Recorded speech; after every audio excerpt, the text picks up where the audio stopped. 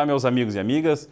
Hoje, falando sobre seus direitos, eu gostaria de falar mais especificamente sobre direito do trabalho.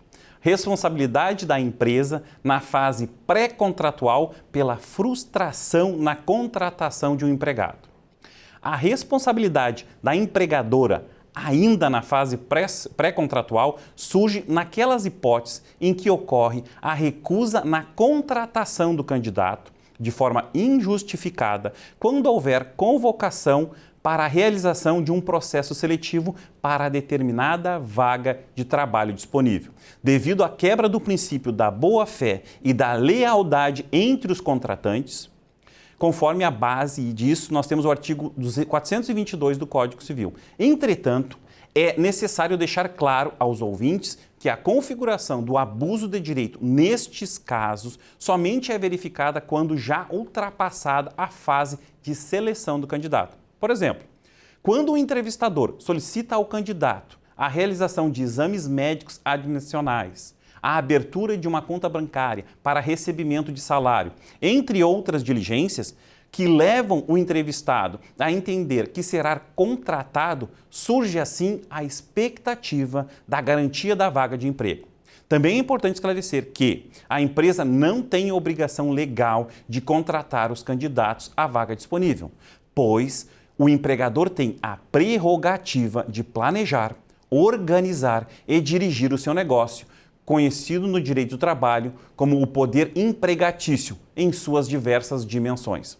Desta forma, desde que justificada a negativa na contratação pelo empregador, como exemplo, a exigência de conhecimento na área de atuação, formação técnica ou superior ou a experiência anterior, não há qualquer abuso de direito na frustração da contratação.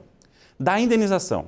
Daqueles casos em que for comprovado o abuso de direito pela negativa do empregador quando exigido diligências que levam a entender que o candidato será contratado, surge o dever de indenizar.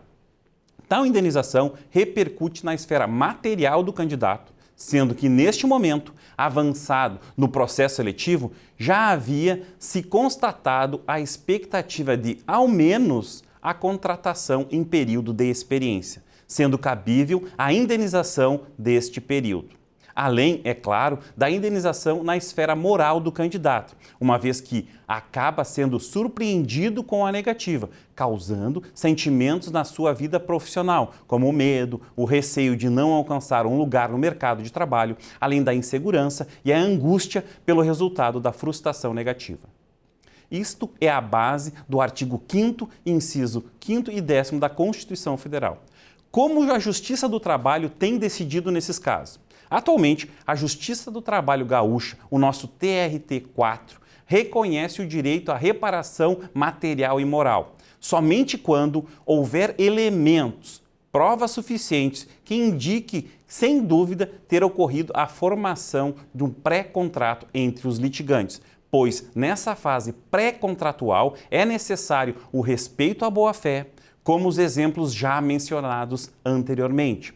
A exigência de abertura de conta bancária, realização de uma bateria de exames médicos, troca de mensagem por e-mail, confirmando a garantia da vaga de emprego. Hoje também, nesta fase moderna de comunicação, onde as pessoas cada vez mais se comunicam instantaneamente, utilizando os aplicativos como WhatsApp, Telegram, Instagram, Facebook, entre outros, podem sim ser utilizados como prova.